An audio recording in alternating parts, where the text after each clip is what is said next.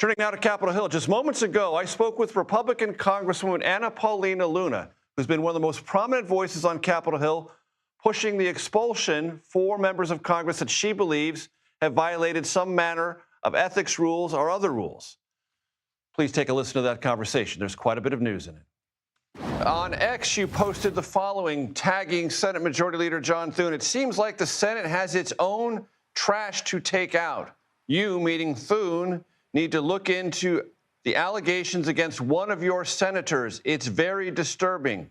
Who are we talking about? We are talking about an Arizona senator that was very closely tied to Eric Swalwell, and I have since confirmed with Senator John Thune's chief of staff, as well as they're linking us to their ethics that they are investigating, and we are sending all appropriate information directly to them now. That would be Ruben Gallego, correct? Correct. When you say in that X post, it's very disturbing, for my audience's benefit, can you define what disturbing means to you? Well, without, I guess, getting too graphic, there is a woman that allegedly is coming forward with attorneys, wants to go on record about an incident that occurred between the two of them at the same time, and the event was sexual in nature, allegedly. But it's not just that. There's also, too, apparently issues of campaign finance violations. Again, look, I am one member of Congress, but I'm not going to be like some of my colleagues that waited, forever and a day to bring this information forward. I think that if this is happening, that it needs to be dealt with. I'm definitely not in the Senate, but I think that Thune should probably take that seriously and look into it, especially given the nature of what's become apparent regarding Eric Swalwell. Based on what you know, Congresswoman, does this sound to you, and you're not a prosecutor, neither am I, but does it sound to you that it's criminal in nature regarding Senator Gallego?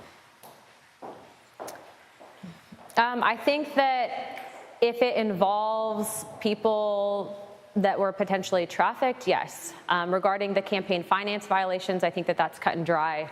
But right now, I'm not investigating this. I'm simply presenting this information to the authorities that have the positions and power to do what they will with it. Part of the problem that we have in Washington currently is that a lot of this behavior was circulating publicly. People had heard about it, but they didn't present it to the appropriate authorities. And frankly, right now we have a slush fund that 3/4 of Congress voted to protect. We had to subpoena those records in House oversight, and we should be obtaining them next week. But again, that information belongs to the American people. If your taxpayer dollars to the tune of $18 million, which is I think the current number, are being used to cover sexual harassment, sexual assault settlements, that's not something that we should be paying for, and I definitely don't want to serve with these types of people. I understand, too, playing devil's advocate, that people can make false allegations, but given, again, the stuff that's come out with Eric Swalwell, given the stuff involving potentially escorts involved, et cetera, again, I sent this information as soon as I got it to the appropriate authorities. And you mentioned the word trafficking. That carries a lot of weight in a lot of different ways, criminal and emotional. Do you believe sex trafficking is part of what this could be about?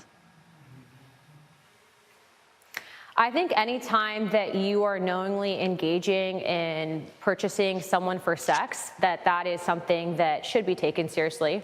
I've heard this now about a few members of Congress. One of them is under current investigation by House Ethics. I think that there's another one being opened up in the Senate.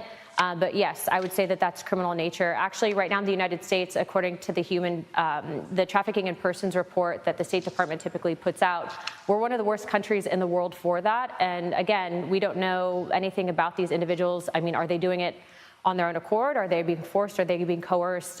Again, though, most people don't have these types of allegations. Most people don't have these types of rumors floating around about their offices. And the problem that we're seeing right now is that there are a few people up here that are coming up here and they're not serving their constituents. And it should not be the expectation, nor should it be asked of us by either party to cover up for this type of behavior. And so I do applaud journalists that are asking questions on this, because I don't want to serve with these people. I don't think that they should be in positions of power. And I definitely don't like what I've seen in regards to how they've treated women specifically. It's actually really gross when you hear about it. Congresswoman, I want to play for you sound today. My colleague, Nicole Killian, up on the Hill, talked to New Mexico Democratic Senator Ben Ray Lujan, and he had this remark. I'd like you to listen and respond, please. I appreciate the voice and the courage that Representative Luna is showing out, but she's known about all this for some time. Why haven't they put any of these people on votes to expel them? She's a Republican. They're in the majority. They control the calendar. So clean it up. Any reaction?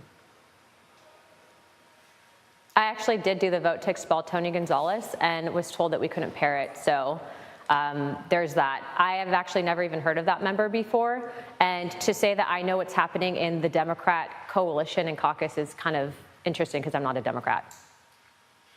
Representative Anna Paulina Luna, Republican from Florida. I appreciate the time. Thank you. Thanks.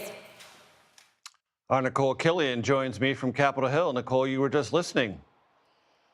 Your reaction?